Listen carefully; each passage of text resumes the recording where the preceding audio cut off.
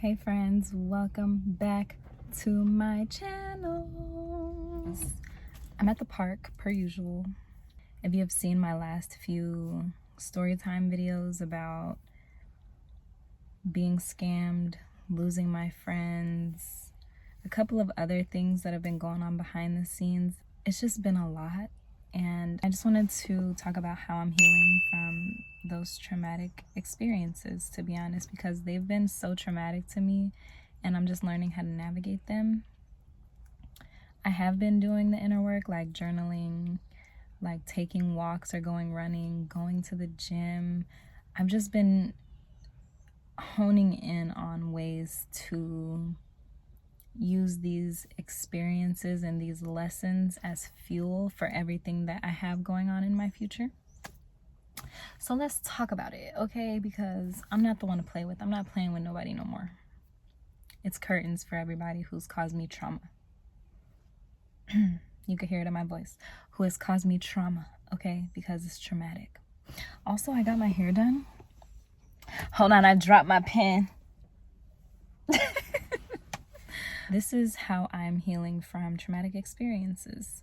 So the first things first, got my notes, and the first thing is acknowledgement. And this is why I've been so heavy on journaling lately, because when I write these things out and, sometimes go back and read them, I don't realize how traumatized I am. I don't realize the impact that it has on my mental health until I go back and read my journal. But acknowledging is the very first step to healing trauma, in a sense.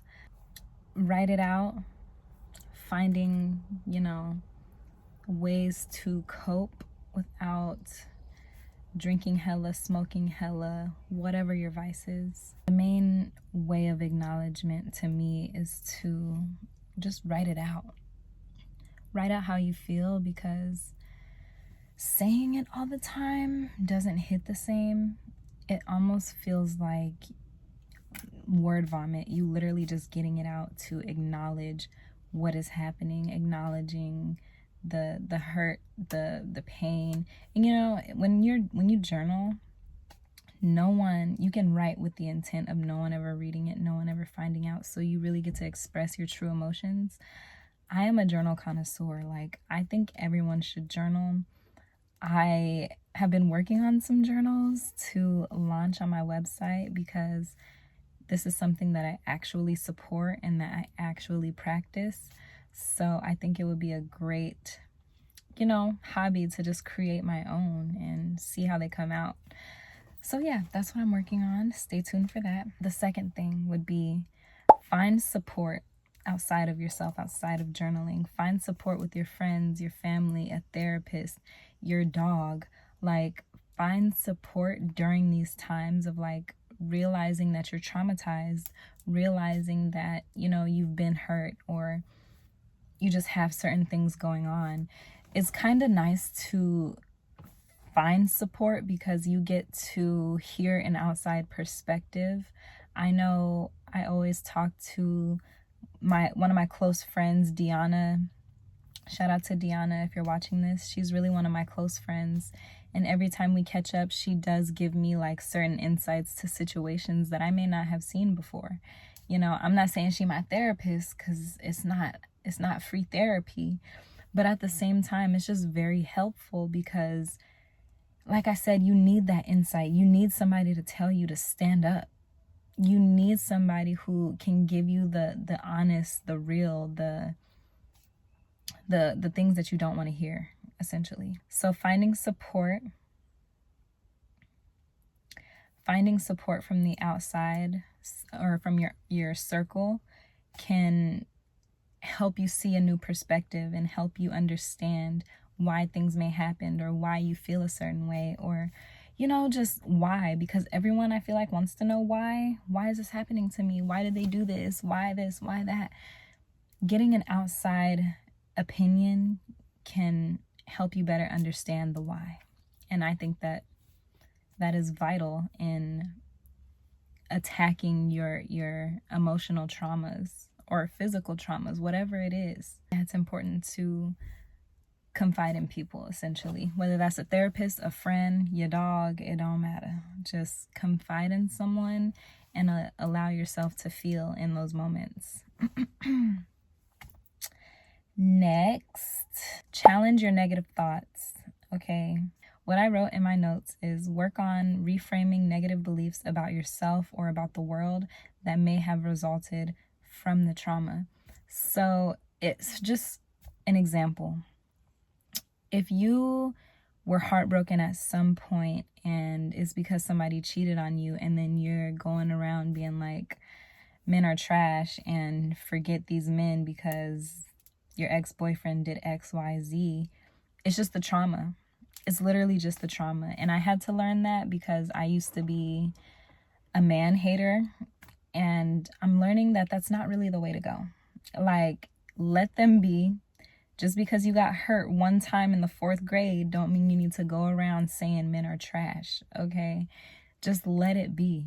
If you have that energy, then of course you're going to come across people who are trash, because that's the energy that you're putting out. And I had to learn that firsthand after I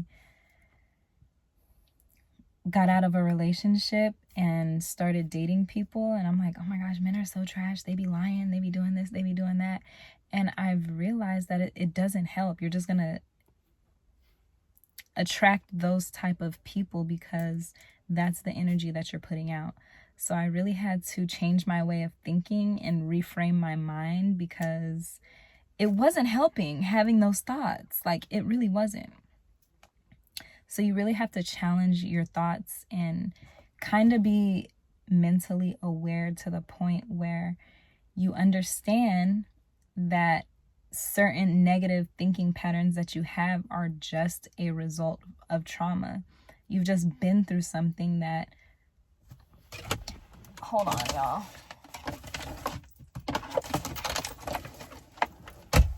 Oh, yes, Lord, we got some lip gloss in here, because I don't know why my lips is looking... I don't like the way they looking, for real.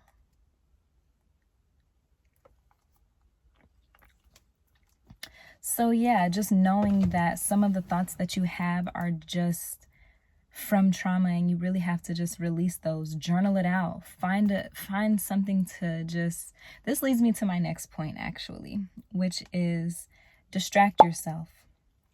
You really have to distract yourself from everything that from the things that have traumatized you, whether that's a relationship, domestic violence, family trauma, school, whatever it is. Like, people have different forms of trauma, and I talked about this in one of my lives because I read this book called Healing the Developmental Trauma, and they basically are just explaining something called complex trauma, meaning people don't have PTSD anymore. They have CPTSD, which is complex post-traumatic stress disorder, which basically means that they're still experiencing trauma. They say that they want change, and they say that they, want to be different, and they want this, but they're not really changing their lives. And that's because they're still experiencing the trauma that, has hurt them. I've learned through reading, honestly, I've learned through reading that you really have to distract yourself from these things and find things that genuinely make you happy, whether that's writing, drawing, singing, dancing, acting, just whatever it is. You have to find something that can take your mind off of the negative thinking patterns, take your mind, just free your mind, essentially, and not be so suffocated by your own thoughts. And I think for me personally, creating YouTube videos really helps because I get to see my thought pattern, essentially.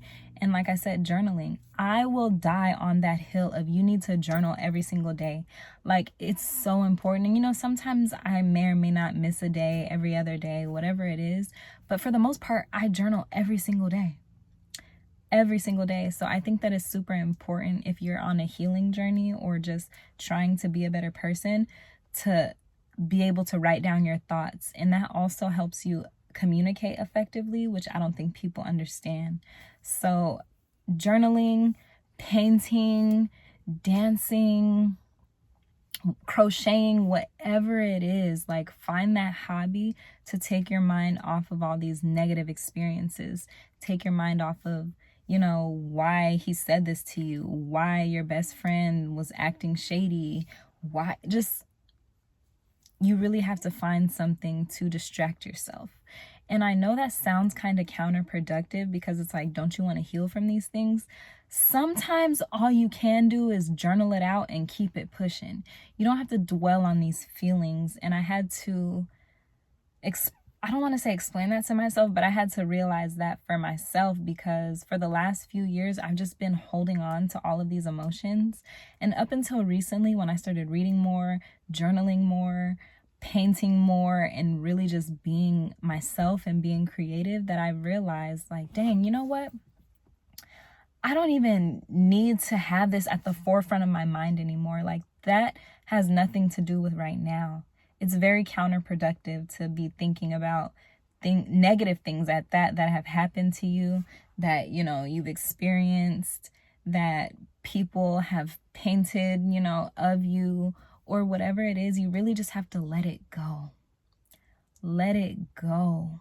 And that's the hardest part about evolving, is letting go old patterns, letting go of who you used to be, letting go of how you used to think, just letting go of all of the things that are holding you back from taking yourself to the next level mentally. And learning all this has really helped me get through these traumatic experiences, especially talking about it on YouTube, even though, you know, some people have their different opinions. It's okay, because people are going to have opinions regardless. People are going to think on their own regardless. So literally distract yourself and don't pay attention to what once was, or what it could be, or whatever it is. Just distract yourself and focus on anything else, essentially. Refocus. Do your thing. You don't have to dwell on those things, because it's not worth it. It's literally just taxing your mind. It's doing too much. Let it go. Distract yourself. And lastly, on this list of how to heal from traumatic experiences, is to set boundaries. This is something that I'm struggling with, but I'm working on it every single day, and that's establishing boundaries. I'm not saying, you know, I'm all out here willy-nilly and just let people walk all over me. It's not that. It's not that. It's just, I feel like boundaries help you protect yourself from traumatic experiences. If you set boundaries with certain people, certain habits, certain things in your life, it will literally put a wall up and block you from the traumatic things that you could experience. For instance, I used to smoke weed so much, you guys. For the last 10 years, up until the end of February, I smoked every single day, multiple times a day. I smoked weed so much. And for the last year, I had been trying to quit, but I could not quit for some reason. Like, I don't know what it was. I feel like it was a mental thing. And I was just like finding ways to cope with the trauma that I was experiencing.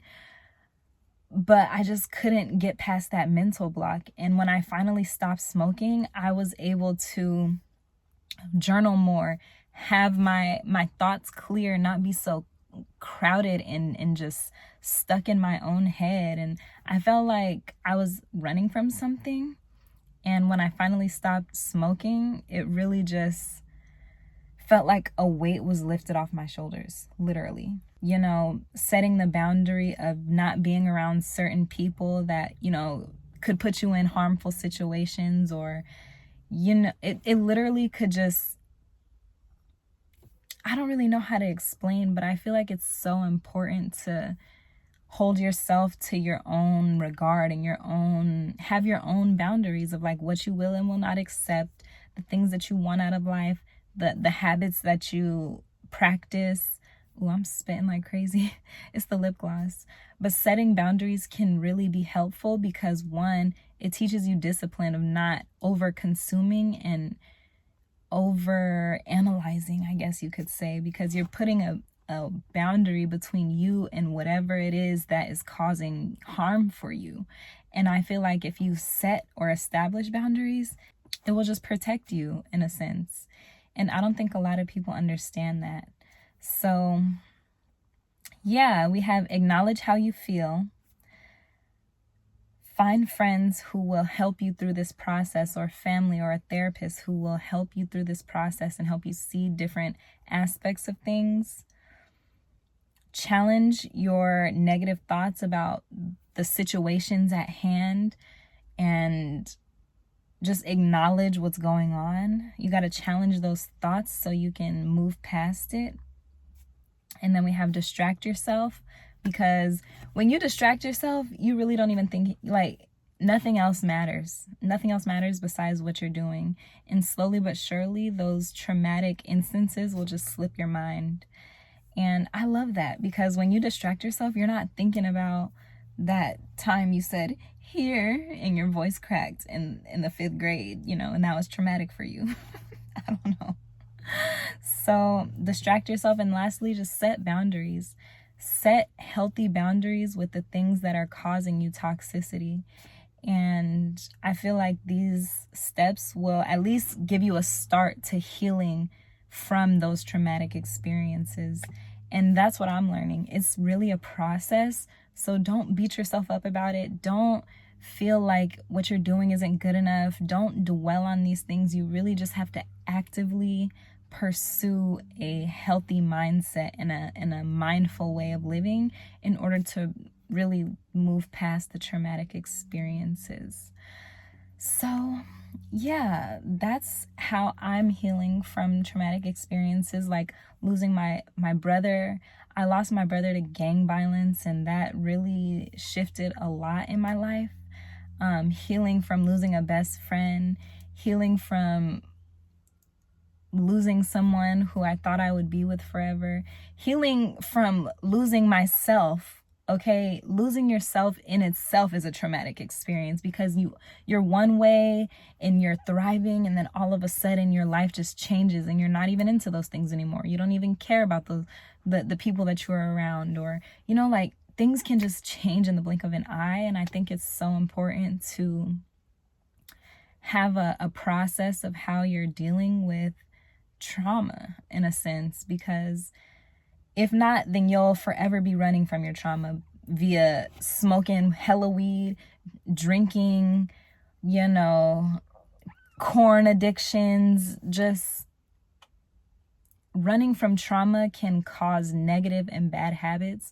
And that's what I'm focused on not being like, because even when it comes to like being addicted to social media, so many people are addicted to social media because they're running from whatever it is in their life. Being better, honestly, is what it seems like. So work on yourself, work on healing from these experiences, and it will really change you slowly, because I feel like I'm changing slowly. It's not going to be an overnight process, but it's working for sure.